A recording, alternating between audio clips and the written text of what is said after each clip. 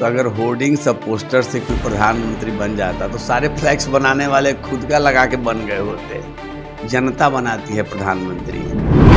यानी बीजेपी और एनडीए के साथ जो लोग दिख रहे हैं उसके अलावे भी अदृश्य शक्तियां हमारे साथ हैं, समय आने पर प्रकट हो जाएगा।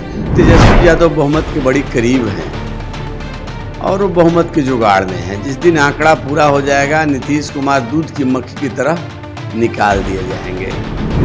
आप सुशासन बाबू बनते हैं, कैसे सुशासन चलेगा इन दागी मंत्रियों के भरोसे जिन पे गंभीर संगीन आपराधिक मामले हैं। 1 दर्जन मंत्री ऐसे हैं जिन पर गंभीर मामले हैं। जो कानून के डर से भाग रहा था उसको अपने कानून मंत्री बना दिया।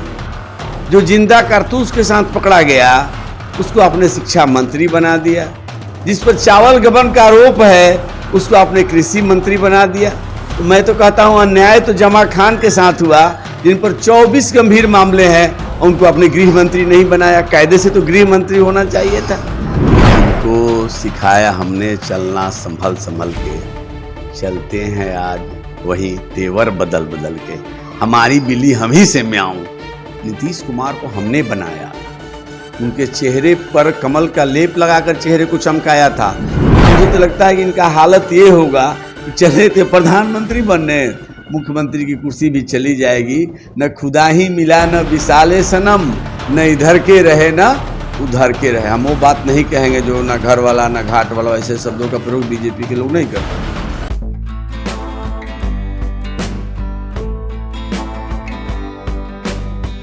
नमस्कार, मैं हूं अनूप नारायण सिंह और आप देख रहे हैं बिहारी खबर के डिजिटल प्लेटफॉर्म को। हम हैं बिहार प्रदेश भाजपा कार्यालय में और हमारे साथ है प्रदेश प्रवक्ता संजय सिंह टाइगर। बिहार में महागठबंधन की सरकार बनने के बाद भाजपा लगातार सरकार के दागी मंत्रियों के खिलाफ रोज नए नए तेवर के साथ आ रही है और साक्ष्यों को प्रस्तुत कर रही है। ताजा मामला बिहार के विधि मंत्री और फिर गन्ना मंत्री बनाए गए कार्तिक कुमार सिंह उर्फ मास्टर साहब के इस्तीफे को लेकर है। हम जानेंगे कि एक मंत्री के इस्तीफे के बाद जो बाकी के 2 मंत्री हैं जिनके खिलाफ भाजपा ने पुख्ता प्रमाण के साथ आरोप लगाए हैं, वो हैं कृषि मंत्री सुधाकर सिंह और बिहार सरकार के मंत्री सुरेंद्र यादव। इनको लेकर भाजपा क्या करने जा रही है? सर, सबसे पहला सवाल कि आप लोगों ने जो तथ्य प्रस्तुत किए वो तथ्य सही थे और मंत्री को इस्तीफा देना पड़ा?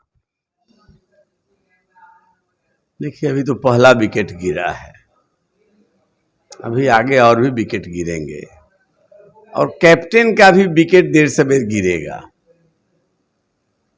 क्योंकि तेजस्वी यादव बहुमत के बड़ी करीब हैं और वो बहुमत के जुगाड़ में हैं। जिस दिन आंकड़ा पूरा हो जाएगा नीतीश कुमार दूध की मक्खी की तरह निकाल दिए जाएंगे, तो उनका हश्र होना बाकी है। लेकिन बीजेपी ने शपथ ग्रहण के बाद ही कहा कि आप सुशासन बाबू बनते हैं, तो कैसे सुशासन चलेगा इन दागी मंत्रियों के भरोसे जिन पे गंभीर संगीन आपराधिक मामले हैं।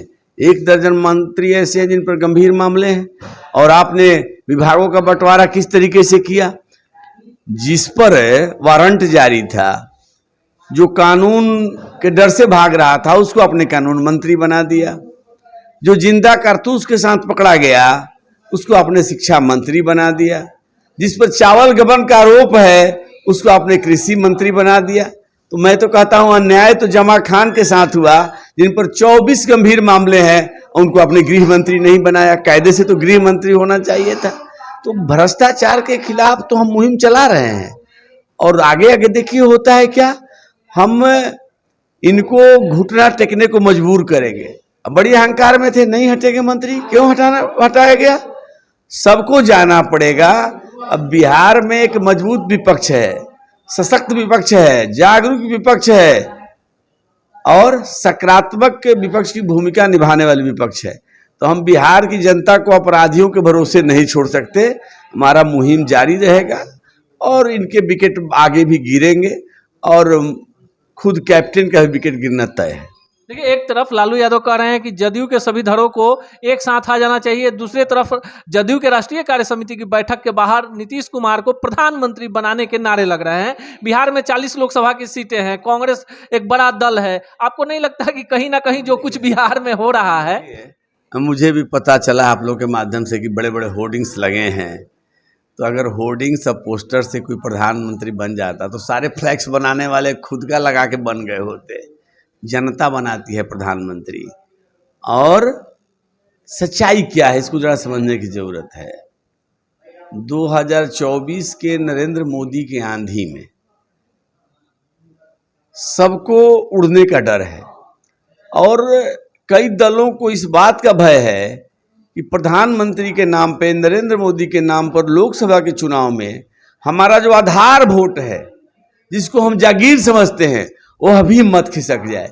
इसीलिए केसीआर बेचैन है, वो भी उम्मीदवार हैं प्रधानमंत्री के, क्योंकि तेलंगाना में उनकी जमीन खिसक गई। अभी उपचुनाव हारे हैं, बेटी को नहीं जितवा पाए और नगर निकाय के चुनाव में भारतीय जनता पार्टी ने बढ़त हासिल की है।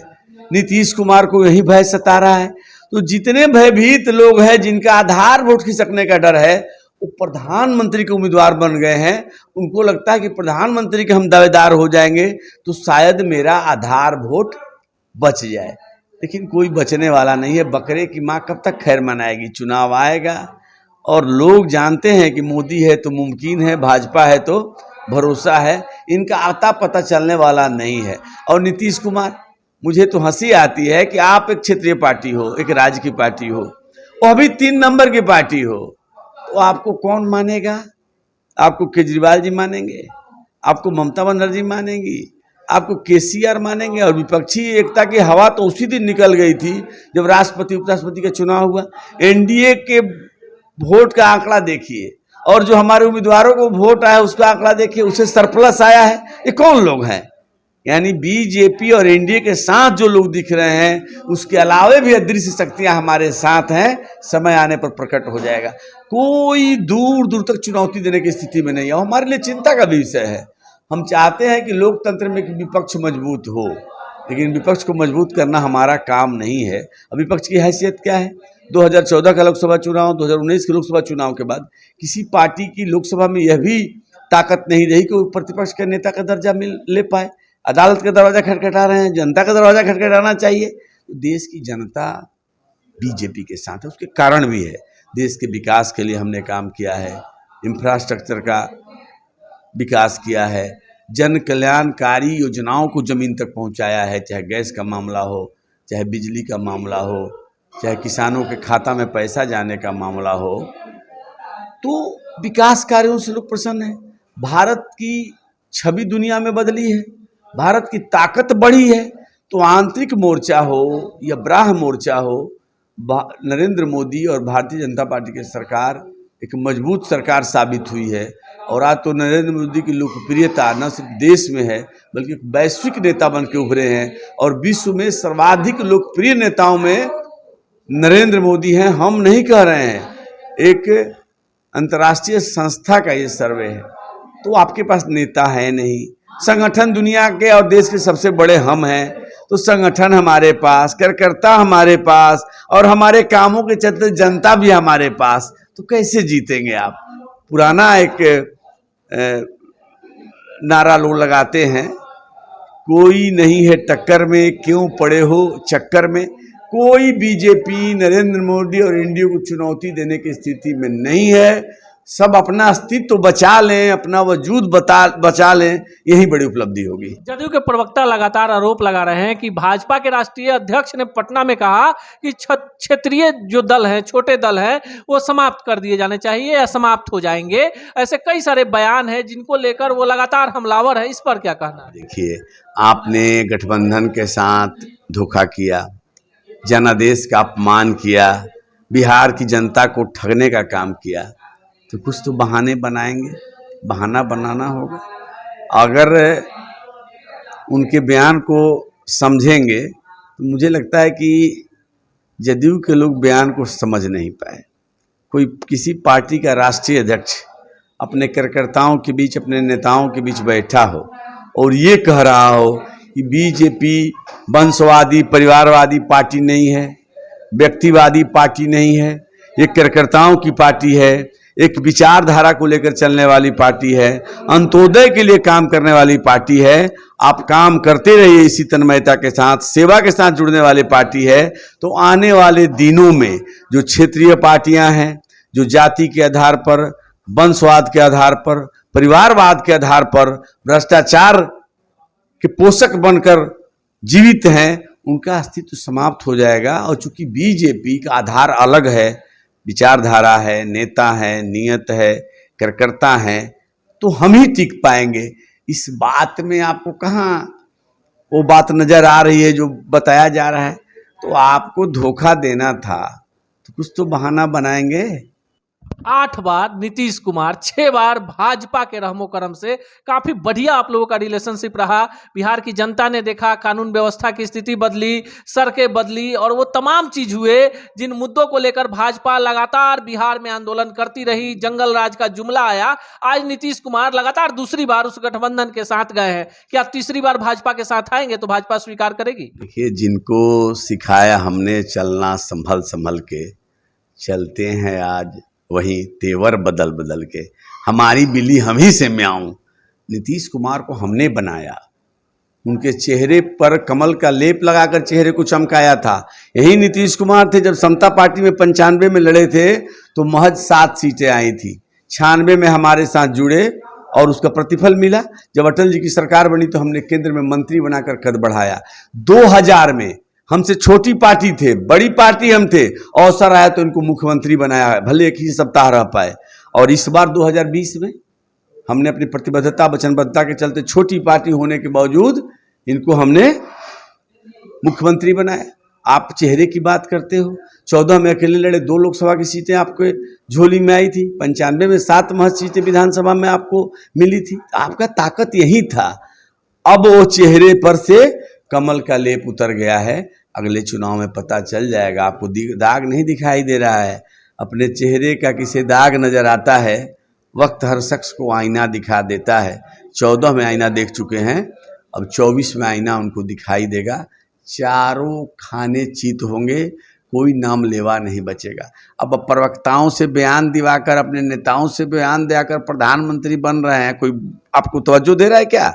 केसीआर आए थे, नाम नहीं लिए आपका, कैसे प्रेस कॉन्फ्रेंस से उठकर खड़े हो गए? कोई नाम लेने वाला नहीं। हम भोजपुरी वासी हैं, हमारे तरफ कहावत है कि पूछे न पाछे या कन्या के चाची। कोई कह ही नहीं रहा, अपने मुंह मियां मिठू, हम भी प्रधानमंत्री, हम भी प्रधानमंत्री। तो बनिए, जब स्वयंभू बनना है, स्वयंभू प्रधानमंत्री, तो बन जाइए। आखिरी सवाल, भाजपा लगातार अब कह रही है कि आरजेडी की सरकार बनेगी, तेजस्वी मुख्यमंत्री बनेंगे, जदयू टूट जाएगी। कहीं ना कहीं आपका इनपुट गलत नहीं होता है। आपने अभी तक जितने भी आपके प्रवक्ता हैं या पार्टी के वरिष्ठ नेता हैं जो बोलते हैं, तथ्यों पर बोलते हैं, तथ्यहीन बातें नहीं बोलते हैं। ऐसी जनता के बीच में भी चर्चा है, मीडिया में भी है। क्या ये कारण है कि आपको लगता है कि सरकार? मुख्यमंत्री तो तकनीकी रूप से भले नीतीश कुमार हैं, आज भी मुख्यमंत्री की भूमिका में तेजस्वी यादव है। बहादुर शाह जफर अंतिम मुगल शासक थे, लेकिन वो नाम मात्र के शासक थे। शास्ता की बागडोर ईस्ट इंडिया कंपनी के हाथ में थी। तो तेजस्वी जी की पार्टी बड़ी है, इनकी नीतीश जी की पार्टी छोटी है। और उनका गठबंधन जो चुनाव में था तेजस्वी जी का, वो बहुमत के बहुत करीब था। कुछ एक सीटों की दरकार है, उस जुगाड़ में लगे हुए हैं और उस दबाव में है नीतीश कुमार। इसीलिए अब ये मुख्य नहीं है, मुखौटा बन के रह गए हैं। मुख्यमंत्री की भूमिका में तेजस्वी हैं, लालू यादव उस भूमिका का निर्वहन कर रहे हैं। तो स्वाभाविक रूप से ये बहुत दिन चलने वाला नहीं है। और उनको जिस दिन आंकड़े का अंदाज हो जाएगा, पक्ष में आ जाएगा, उस दिन इनको बाहर का रास्ता दिखाया जाएगा। अब मुझे तो लगता है कि इनका हालत ये होगा कि चले थे प्रधानमंत्री बनने, मुख्यमंत्री की कुर्सी भी चली जाएगी। न खुदा ही मिला न विशाले सनम, न इधर के रहे न उधर के रहे। हम वो बात नहीं कहेंगे जो न घर वाला न घाट वाला, ऐसे शब्दों का प्रयोग बीजेपी के लोग नहीं करते। यह है संजय सिंह टाइगर और ये पार्टी के प्रदेश प्रवक्ता हैं। इनका मानना है कि नीतीश कुमार ने अपने राजनीति की आखिरी पारी खुद के लिए चुनी है। बिहार में 8 बार मुख्यमंत्री रहे तो 6 बार भाजपा ने अपने कमल का लेप लगाकर उन्हें बिहार की सत्ता पर बैठाया। 2020 के विधानसभा चुनाव में बीजेपी से कम सीटें जीतने के बावजूद कमिटमेंट के आधार पर भाजपा ने उन्हें मुख्यमंत्री बनाया। लेकिन कई ऐसे मौके आए जहां अपमान का घूंट भाजपा को पीकर रहना पड़ा।